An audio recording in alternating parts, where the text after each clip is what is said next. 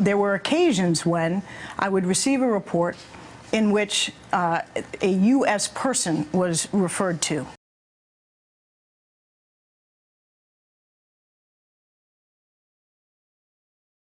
Name not provided, just U.S. person.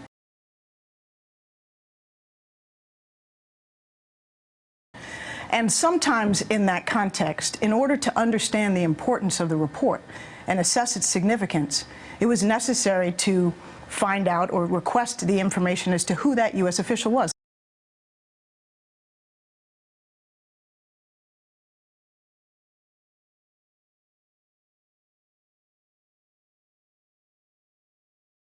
The notion that, which some people are trying to suggest, that by asking for the identity of an American person, that is the same as leaking it, is completely false. There's no equivalence between so-called unmasking and leaking. The effort to ask for the identity of an American citizen is necessary to understand the importance of an intelligence report in some instances. Now, the House Chairman, Devin Nunes, said that the incidental collection of these names that he was briefed when he came to the White House in the complex of offices that you used to lead at the National Security Council, he said that it had nothing to do with the Russia investigation. Yet now the allegation is that you were responsible for leaking the fact that Mike Flynn had talked to Ambassador Kislyak and perhaps to others.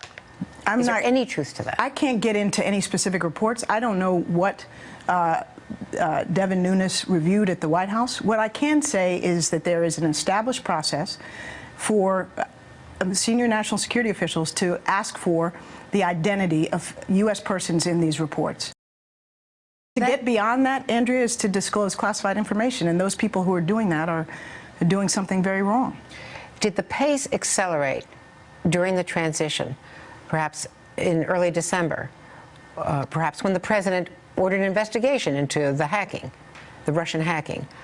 Did the pace of unmasking requests, of your unmasking requests, accelerate toward the end of the White House tenure? And I can't say the pace of unmasking requests would accelerate, but if you're asking were there more reports provided to senior U.S. officials after the president requested the compilation of the intelligence which was ultimately provided in January, yes. What happened was, as the IC went about the business, the intelligence community went about the business of following up on the president's order, fulfilling the president's request for such a report, they went back and scrubbed more reports. They began to provide more such reports to American officials, including myself.